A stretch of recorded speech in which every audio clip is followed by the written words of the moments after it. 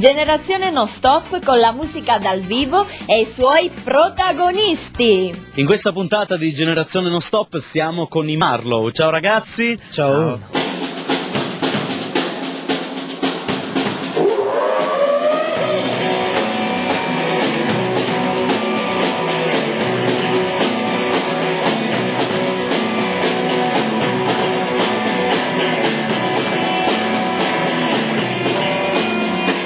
Noi siamo i Marlow, al basso Alfonso De Marco, batteria Paolo Indelicato, chitarra Marco Giambrone, chitarra e voce io, Salvo Duca.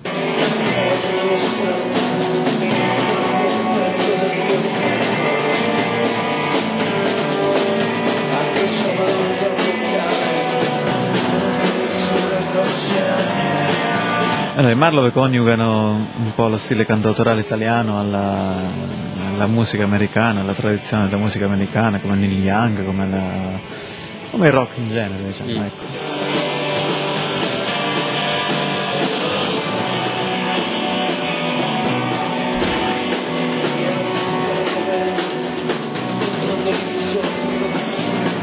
Che musica ascoltano i Marlow?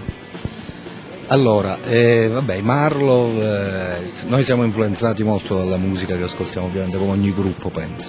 Ma più che altro, almeno, io ascolto molto musica folk, classici Bob Dylan, anche Neil Young, ma anche il classico, i classici suoni rumoristici americani, dai Sonic Youth o altri. Forse il nostro suono è un po' un'unione dei vari gruppi che negli anni abbiamo sempre ascoltato.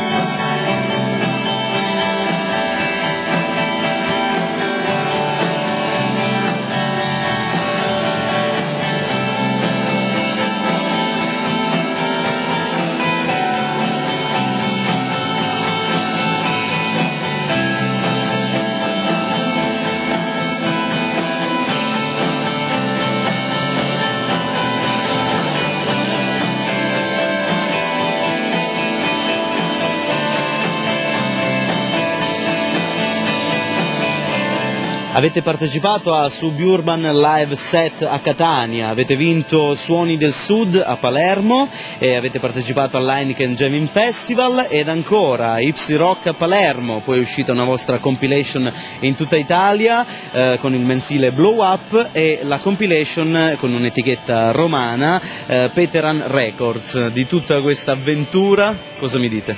Sì, è stato un continuo suonare, un continuo rapportarsi con gli altri, un continuo scambiarsi delle esperienze ed è molto positivo perché tentiamo sempre di ascoltare buona musica, di fare buona musica, di ripeterci a lungo.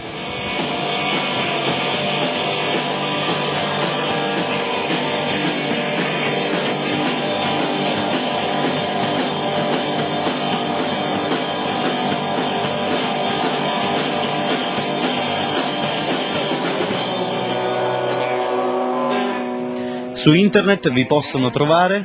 Allora, il nostro sito ufficiale è www.marlowband.it e poi anche abbiamo una pagina su MySpace, quindi www.myspace.com/marlowband, dove si possono anche ascoltare dei nostri pezzi e anche scaricarli in formato MP3.